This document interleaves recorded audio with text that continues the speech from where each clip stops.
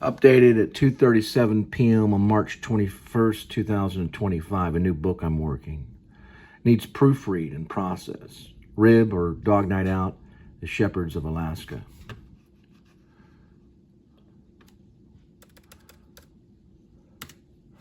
Chapter 63. For the record, before we get started, I'd like to give you my real name. The principal wore a blue suit with deep brown leather Cole Haan in modern classics and laced them tight. He sat in his office with a fake toy unlit cigar in his mouth, the kind that squeaked when he squeezed. Something a clown would have. Not a principal, with a doctorate in education. Dr. Jonathan Lee Smith III had deep blue eyes. He had been the head principal of Oakwood for over 35 years.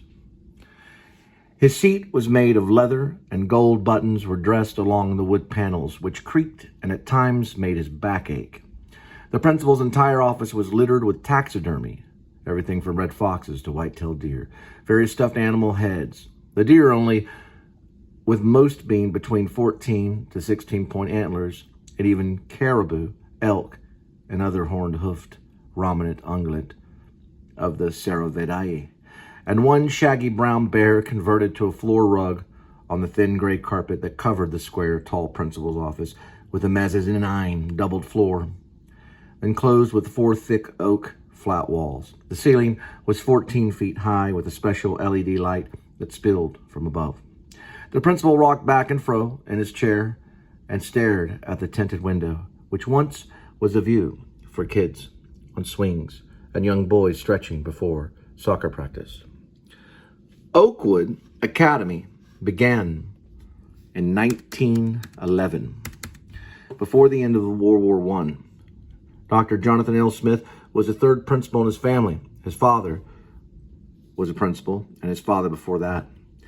The doctor was third in his generation. He fastened his tie and pretended to smoke the toy cigar. He squeezed and smiled like a good clown. His eyes shifted to an oak frame encasing a degree in black and white lettering with stamp and with signatures in red from certified academic demons of below pits. The dwarf sat with his head down. Behind him was a small colored glass window, tinted and hard to see through. Amy sat in the waiting chair in the principal's lobby, holding an ivory-colored flimsy Kleenex tissue under her leaky, reddened nose. The green and blue bruise was now setting in on the bridge of Amy's nosy nib. The dwarf hung his head low and fiddled with his yellow and gold mesh, rubber, and foam New Balance tennis shoes, newly spray-painted neon for the fairy's effect and imp persuasion. "So you're going to play puck?" "Yes, sir." Stephen dropped out. "I heard." The principal leaned in from the seated position and looked at him with curt eyes.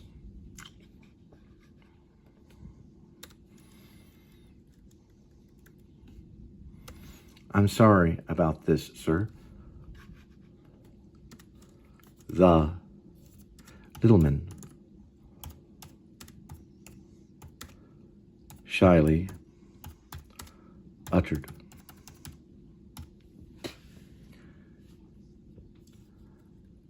"I'm sorry more," the principal returned, getting his grammar incorrect on purpose. A deep, quick breath.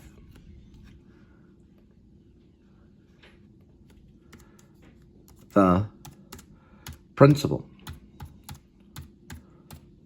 told his story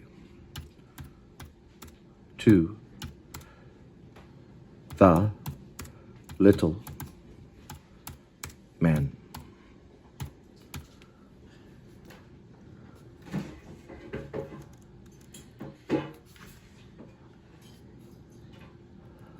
Oakwood has been in my family for 3 generations, and I've been here for 35 years, and soon will take my freaking leave. Now, you on the other hand, Mr. Littleman, have been here for only 3 years. One of our finest drama teachers ever. The most educated and the most talented for sure. I've never seen a more dedicated teacher in my life. I'm proud to have you on board, and I am sure this year's Midsummers is going to be fine. A great show for all the students, faculty, and parents alike. The principal's voice lowered. However, I must say, your stunt you pulled in the teacher's lounge a few moments ago is going to cost you dearly. The principal slightly increased volume. The dwarf peeked up with his wondering, piercing, bluish-green eyes. The principal added, "Oh, Amy is okay. Her nose is bruised and she bled a little. Kathy?" Dr. Smith lifted his hand as his security peeked in. Kathy stepped inside as the security shut the door gently. Kathy awaited and stood at the attention in the principal's office. The bomb had not dropped yet. "Kathy, give me coffee. Use a thermal mug." "What will you be having, my friend?" the principal said to the dwarf with a charitable tone. Water. "One water, one steaming cup of coffee."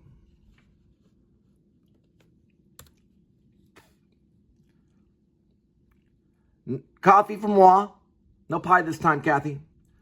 The moi came out a bit flat for a student and doctor that studied foreign languages.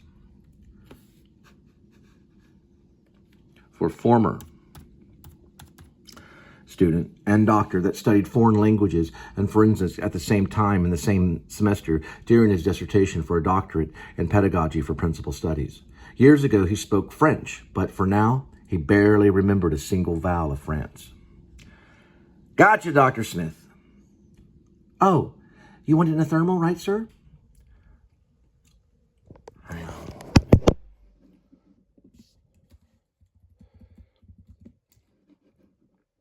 I got it.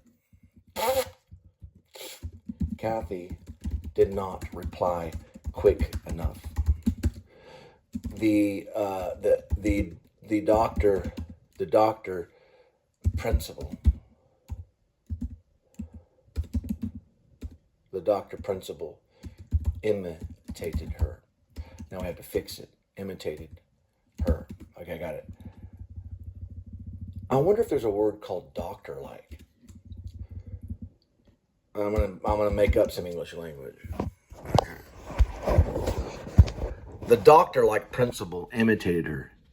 "Gotcha, Dr. Smith." The principal said, clowning, while clowning with his cigar. Now clowning with his fake cigar. So almost got it right here. The principal said, clowning.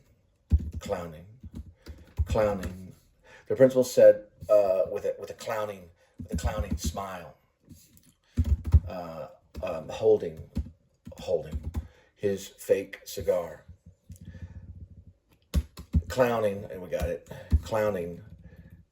He continued disciplining the dwarf that sat across from the thick, long oak desk. Everything's oak in this. Gotcha, Dr. Smith, the principal said with a clowning smile, holding his fake cigar. When we say it like that, gotcha, Dr. Smith, the principal said, it is an alto, it is high up there. So we're going to do fact checking. We're going to go over here and we're going to find it. And when you sing in a fake girl's voice from a man, like that. Okay, they just have voice generators and stuff. Okay, so when you are a man and you sing high pitch like Neil Young, yeah, like Neil Young, right? Let's see if that this one right here. Okay, they're not gonna give it to me here. I'm just searching for a word. This will be go up as an off raw footage upload. Nothing. High pitch voice from a man. So we got high pitch voice, tempted options. I know it's like altato or something like that. We don't got anything there. Most actors know it. When you sing in a high pitched voice. I almost got it for the spelling. I busted my hand in high school. And high notes. Getting close. High pitch voice. High pitched voice while singing. Got it? Let's see. 3 ways to develop a strong high singing voice. No. Okay. High pitch voice. So we got here. 1,000 vocal range. We got a vocal range here on Wikipedia. We do have vocal range on Wikipedia. We have something. Just need this one word. I need to borrow this word. There's vocal weight. Soprano. Okay. Vocal weight. There's soprano. Yeah, but I don't want to use that word. She doesn't know it. She doesn't really know anything. There's baritone. There's soprano to bass. Going from soprano to bass, maybe. Yeah. Falsetto. Got it. We got the word, boys. It's falsetto. That's what I'm looking for. Falsetto is correct. We're going to go this way. And we're looking. We're looking. The principal said in falsetto. The principal said in falsetto with clowning smile, holding his fake cigar. Clowning, he continued disciplining the dwarf in a low voice. A low commanding voice. A low commanding voice. Got it? I think I got it. The principal said in falsetto with a clowning smile, holding his fake cigar. Clowning, he continued disciplining the dwarf in a low, commanding voice that sat across from a thick, long oak desk.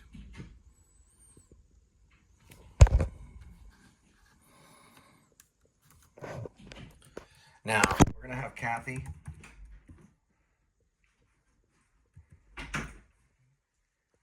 Kathy approached. It's easier.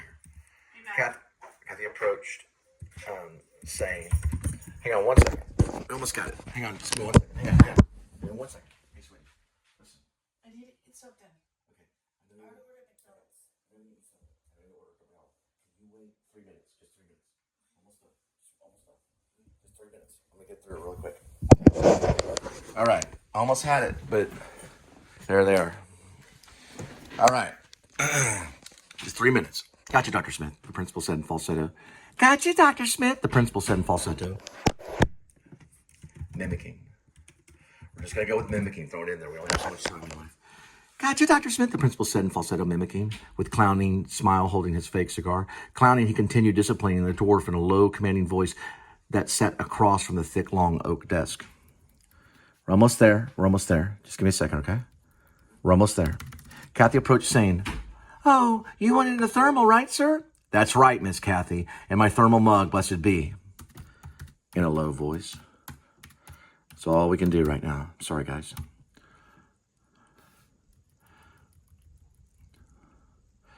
The secretary vanished away, and the door politely fell shut. Security waited in the lobby. The dwarf kept his head down and fought his tears from flowing. It was not time for him to cry, not yet. All right, let's look at this for a minute. You were reading the play, Midsummer Night's Dream, and you and Amy got into it about her calling Big Guy, right? Long pause. Big Guy's probably. The dwarf shook his head as he ran out of words and temporarily went without thought. The little man kept his face downward from a sightline of the principal. Their eyes did not completely meet. The little man stared at the floor, and the principal stared at the dwarf's forehead. "Now she could arrest you. You know this is right." The principal became sweaty and shaky. Deep breath. He coughed. Then the little man slightly coughed with him, mimicking. Kathy appeared as if she never walked in the room in the first place. She was quicker than the speed of light. She set the principal's coffee mug down that read "Blessed Be Cafe" in white, bold letter over a black ceramic round skin. He nodded. She nodded and took up the mug swiftly and trotted. Kathy exited in a flash, leaving like freshly smoking rifle's barrel. "Thank you, Kathy." She nodded from the lobby.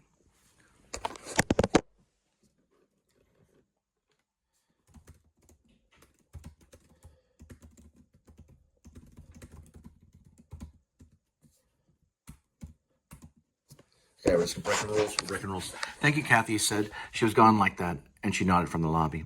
The two pedagogians snickered at her speeding encounter, and then awaited, and then calmed. The head principal squeezed his toy cigar like a joker while, and then fell calm. A thick serious arose as fat Amy began to weep and bounce on the lobby's comfy leather sofa. We're gonna throw something here we're using the Spiritus Monday. Sofa and coffee behind them in the lobby room. A mere stunt for a long-term subbit. Amy whined and whined and whined until the sofa shook. Kathy darted in again, and with her items, set another fresh... Okay. Kathy darted again, and with her items, we're going to get rid of this part of it right here, set another fresh steaming cup at his table. Here you go, Dr. Smith. Hot coffee. And you, Mr. Littleman? Water. Gotcha, Ozarka. Kathy subsided as the secretary did her duties, serving them in.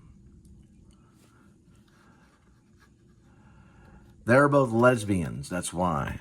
Amy subsided as the secretary did her duties. Subsided as the secretary did her... Subsided in weeping is the word. In weeping. And weeping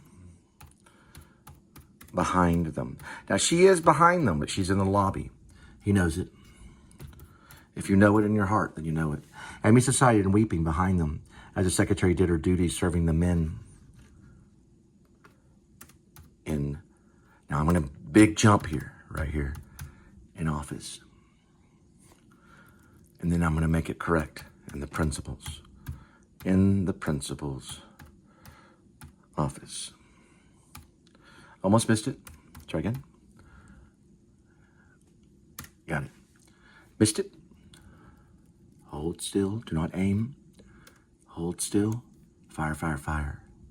Principal's office. Thanks, Kathy, the little man said, twisting the plastic round top. Sure thing. The little man sipped, and the old principal slurped. The good news is we're not going to arrest you, Mr. Littleman. The bad news is you're no longer allowed or welcome to Oakwood Academy. Your time here is done. Out of my entire career, I've never once had a teacher throw a book at another teacher and hit her square in the nose. She'll probably get a lawyer and sue you. But I talked to Kathy, and she's a nice lady. She's going to comfort her injury. I pray to God Amy doesn't go to the legal system to nail you against the wall. Same with Kathy. Amy isn't going to kill you either. She's overwhelmed with crying and her eyes out. Okay.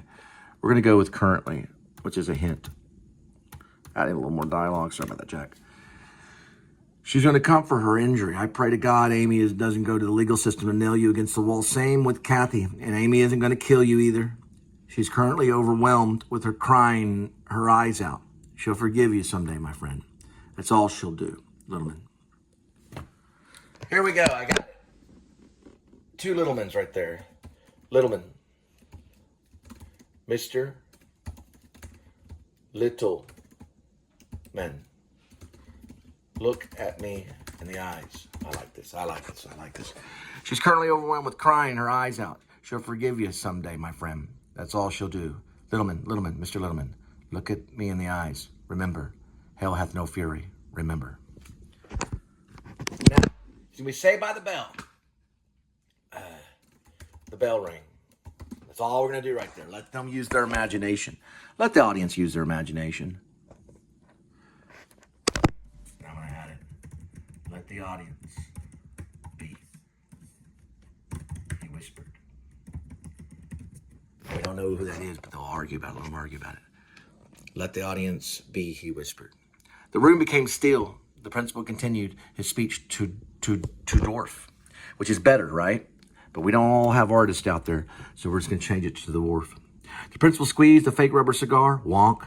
Wonka, wonka. There we go. Wonka, wonka, because we want it to make a million. I want to say one last thing to you and one thing other. Please, my little friend, get out of my freaking office and don't return goodbye. The dwarf did not answer silence. It was as if he was already in the hall. What is that, guys? It's an L cut or a J cut. It's a J cut.